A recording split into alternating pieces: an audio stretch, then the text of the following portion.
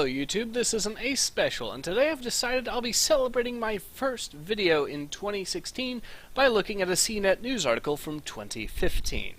So this article from June last year was about game sales and suggests that PC games will overtake console games in sales by the end of 2016. Now, anyone who has even basic knowledge of gaming history will tell you that this would be very interesting news indeed. Unfortunately, I then started to actually read the article further, and this is where things started to fall apart. So I'll start down here where we see the journalist who wrote this article tries to tell us about the history of PC games and console games.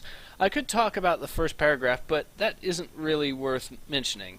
The second paragraph, however, boasts about the superiority of PC games, and then states that Doom and StarCraft were PC exclusives during the early 90s. First of all, it's bad enough when one of those games wasn't even made until 1998, or the late 90s to news journalists that apparently get that confused. It's a whole new level of absurdity, though, when neither of those games were truly PC exclusives. Yes, Doom and StarCraft came out on PC first, but Doom got ported to all kinds of systems within a year, and StarCraft got ported onto the Nintendo 64. I'll grant that most gamers don't know about StarCraft 64, but not realizing that Doom was not an exclusive is pretty unforgivable, especially for a so-called professional. Moving on, the next paragraph tries to list key consoles from the pioneering days. And I'm quoting the list, mind you: the Commodore 64, the Atari 2600, and the Nintendo Entertainment System. Now, if you haven't spotted the problem yet, and want something to top Doom apparently being a PC exclusive, the Commodore 64 was not a gaming console. It was, in fact, a gaming PC. It's a testament to how little research went into this article when a 2-second search on Google would have been all that was required to find out that the Commodore 64 was a computer rather than a console.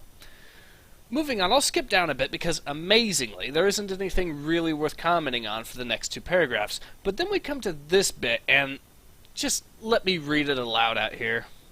Following the introduction of Sony's PlayStation in 1994 and Nintendo's N64 in 1996, each of the industry's biggest franchises, from adventure game Super Mario Bros. To soccer franchise FIFA, found their homes on game consoles.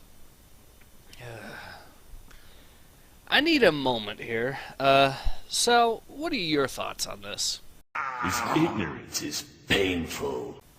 Actually, I could have put it better myself. First of all, Super Mario Bros. Has traditionally been a platformer and continues this tradition to this very day. Secondly, and this is the bigger problem, this article just made the claim that Super Mario Bros. Didn't exist before the release of the N64 in 1996. I never thought I'd ever have to explain this, but Super Mario Bros. Has been around since the 1980s and predates the N64 by over a decade. You don't have to be a gamer to know this. Even most everyday people know this. How anyone can suggest that Super Mario Bros. Didn't come out until the mid-1990s is beyond me. To be fair, though, I don't think that the guy who wrote this article, Nick Stat, deserves all of the blame. Sure, he deserves a considerable portion of it, but I also suspect that one of the few people we know he interviewed, one Brian Blau, may deserve to be called out as well. Look at what he says in this part of the article.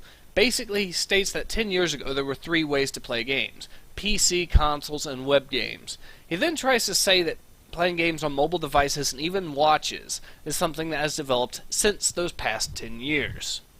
Alright, challenge accepted.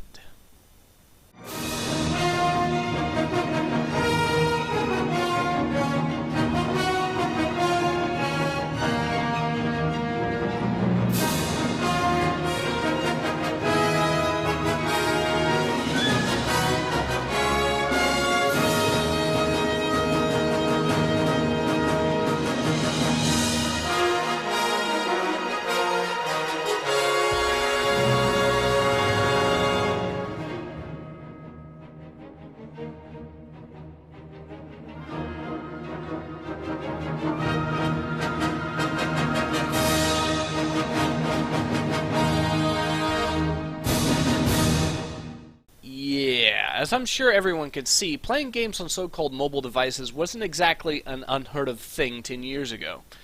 Okay, but what about gaming watches, you ask? Wait a second. Gaming watches? Why does that sound so familiar? Oh, I remember now. Game Watch, Game Watch, Game Watch, Game Watch. It's a demo Game Watch, don't demo Game Watch, dale demo Game Watch, Game Watch. So yeah, you were saying about gaming watches being new, Mr. Blau? Some of you may be asking now if I did this video just to bash the article and nothing more. Well, no, there's actually a very real problem that has very real consequences with the game industry at this present time. Because once you scroll down far enough, you'll see what these guys passed for the evolution of console games. This article suggests that EA and Activision calling games services and putting microtransactions into their $60 games is the future of gaming in general.